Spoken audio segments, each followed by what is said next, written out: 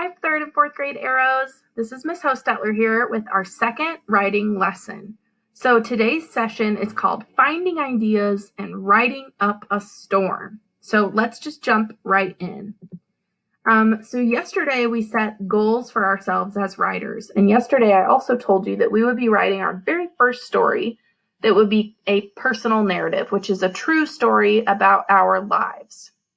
But if you're anything like me, sometimes you get stuck when it comes to thinking of what to write about, especially when it comes to myself. I almost feel like it's easier for me to come up with ideas that are fake than to come up with memories that were real and to write about those things. So if you're anything like me and sometimes you find yourself sitting there thinking my life is boring, I have nothing I want to write about, then really listen in on this, because this is a strategy, a step-by-step procedure that will help you figure out, how can I find stories from my memories? How can I use my own mind to help me in this situation?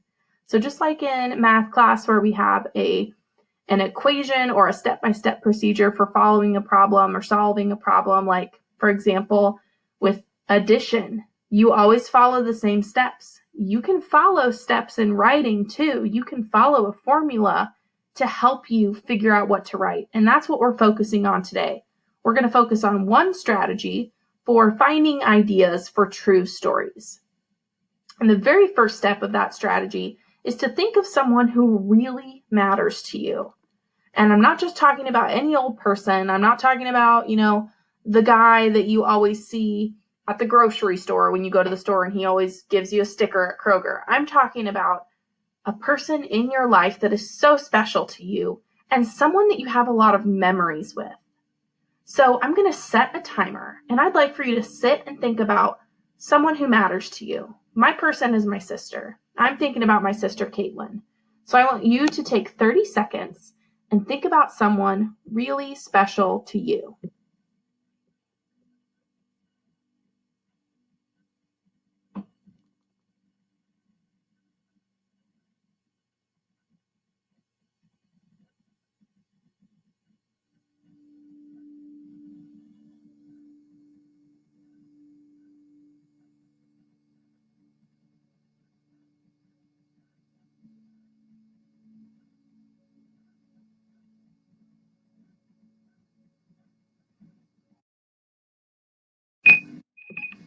Okay. So you should have had enough time to think of someone special to you. So that's our first step. We thought of someone special to us, someone who matters to us, someone we have lots of memories with. The second step is to list small moments with that person. So I'm going to sort of model what this looks like for you. So when I think of a small moment with somebody, I know it can't be too big, but I know it can't be so simple as going to the mall. It has to be something memorable. So I'm going to think about my sister, Caitlin. That's my sister's name. And I'm going to try and figure out a good memory, something I could write about.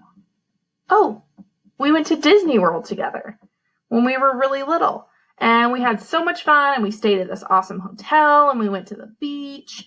We rode a ton of rides at Disney World. We had so much fun riding on the plane to Florida and back from Florida. But there's a problem. That's not a small moment at all. That's a pretty big moment. That trip was about 7 days, and all of those things I described were things that took, a week to complete. We were at Disney for 3 or 4 days, and we were at the beach for 2 days, and we were on the airplane for a long time. And there are lots of small moments within that story, but I shouldn't pick that whole story because it's too big. And so if I do the opposite, if I pick something too small, like going swimming with my sister, that's not specific enough. Were we swimming and we saw a shark?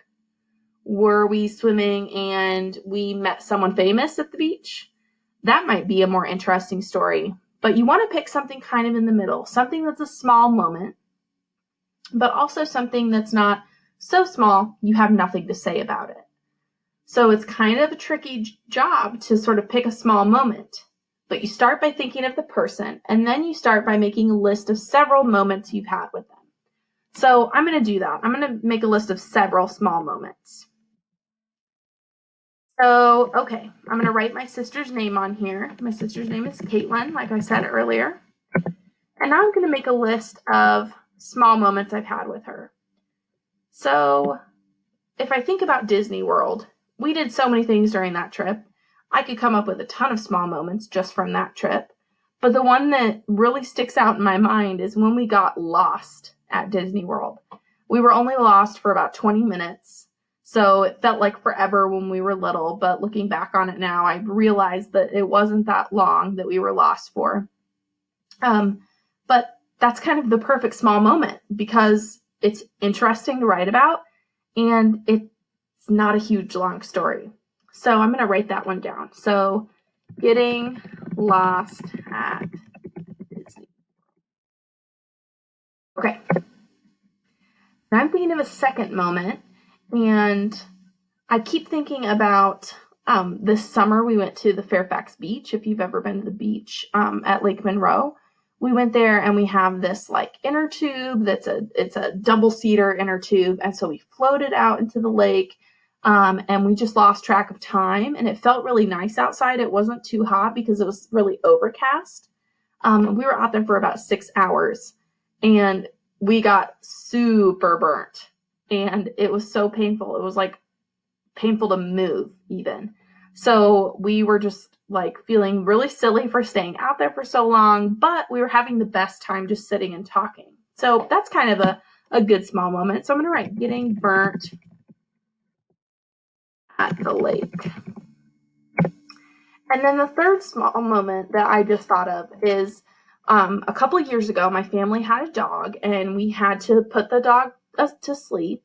And it was really, really sad because it was the first dog that I remember getting. My parents had a dog when I was a baby, and I grew up with that dog. But this was the first dog that I went to the shelter and helped pick out. And so he felt like more of my dog than any of my other dogs. So when he passed away, it was really, really hard for my sister and I, but we decided we wanted to remember him forever. So we got tattoos for our dog.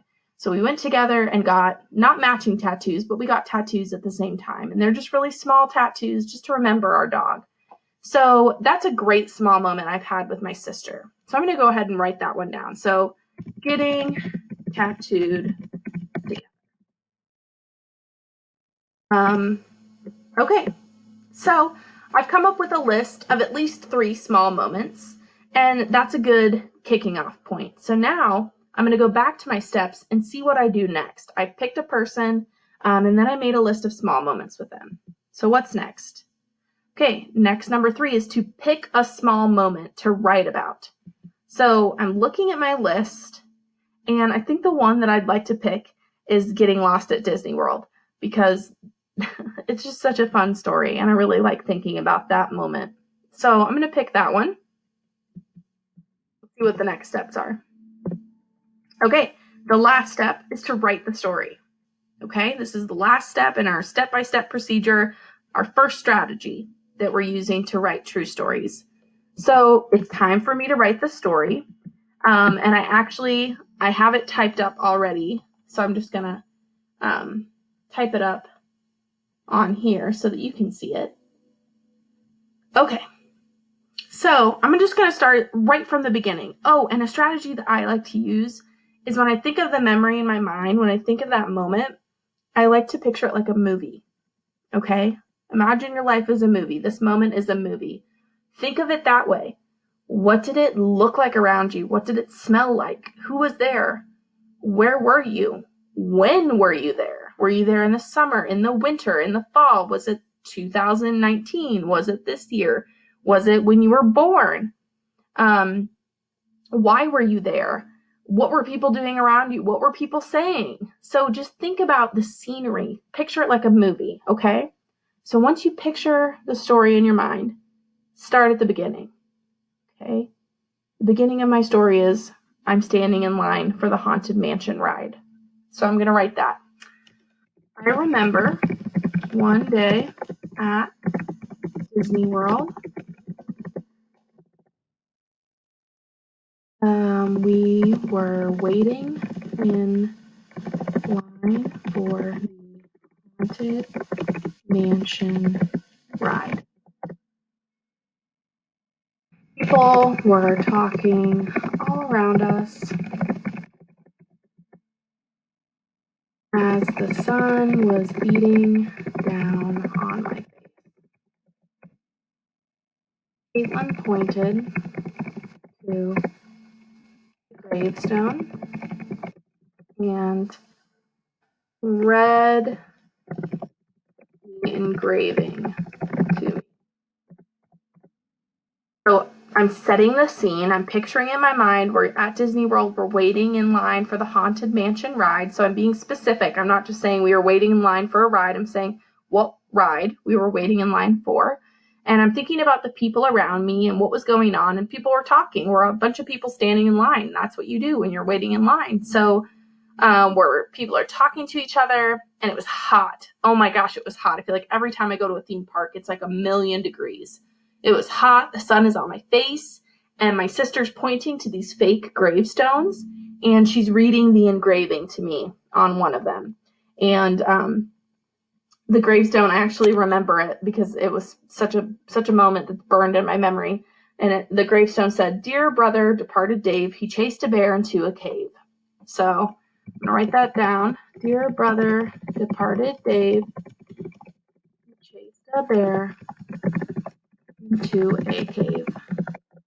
So we're laughing at this like funny fake gravestone because all the gravestones are puns and they rhyme and stuff. So we giggled together and looked at the other fake gravestones as the line started to move forward.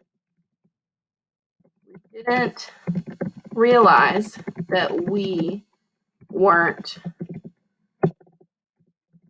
keeping up with the line.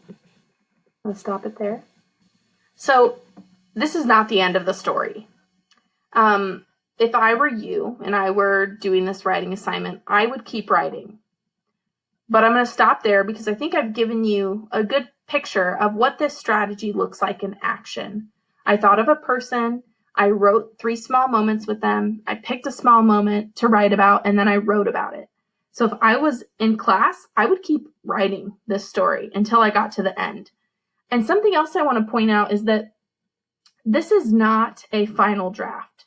Notice that I didn't spell things correctly sometimes, or I didn't use capital letters at the beginning. It doesn't have to be perfect. And this isn't your personal narrative that you're sticking with forever. This is just what you're writing today. And it's going to be different from what you write tomorrow. So I want you to just keep that in mind, that this is just getting your ideas out there, getting a story out there. It does not have to be perfect. It shouldn't be perfect. This is a rough draft, and you might never actually work on this specific story again. So I just want you to keep that in mind, that today we're just practicing this strategy. You do not have to be committed to this story. Okay, so I have followed the steps. I have modeled the strategy. And so let's look at one more example before I send you off with your task. So today, for your writing assignment, you're going to practice the same strategy that I used. I'd like for you to write the name of someone who's important to you. I would like you to make a list of at least 3 small moments that you have had with that person. And remember to think small, okay? Not too small that you can't write enough about it, and not too big that you don't have enough time to write about it. Something small, medium size. And then choose one of those moments that you want to write about, and then write the story. So this is an example from a 3rd grade student. They chose their mom, and they listed a couple small moments. One was the time my mom lost her wedding ring, and the other was the time that me and my mom went ice skating. And they decided to write about the wedding ring. So they wrote, "I was at the park with my friend. We were playing in the sand, and my mom was just taking her glove off when suddenly she screamed. Her wedding ring was off her hand. She said it must be in the sand. Me and my friend started digging, but we couldn't find it. And then my mom said that we should leave the park because it was making her sad. So we went home, and then my dad bought my mom a new one." Okay, so even that story, like, it's not necessarily a bad story, and it's not necessarily a good story. It's just a story that that person remembered having with their mom. So it doesn't have to be anything crazy special. It could be good, it could be bad, it could be neutral, somewhere in the middle, kind of like this one. So your task today is to use this strategy to write a true story. I would like for you to fill the page with writing. So you can have your list with your person's name at the top, followed by your 3 bullet points. You do not have to write incomplete sentences for that part. And then write your story. And I want you to fill the entire page with those 3 things: the name of the person, the 3 bullet points, the 3 memories, and then the story that you write. Really push yourself to fill the entire page and then take a picture of that, and that's what you will submit on the Canvas assignment today. And I can't wait to see what you come up with. And then tomorrow, we are going to talk about a second strategy for finding ideas for true stories. So writers don't just use one strategy, they have many strategies. Just like in math, we learn many different ways to solve a problem. You do the same thing for writing. So tomorrow we'll talk about another strategy for writing a true story. So good luck, writers. I know you can do it, and I can't wait to read what you come up with.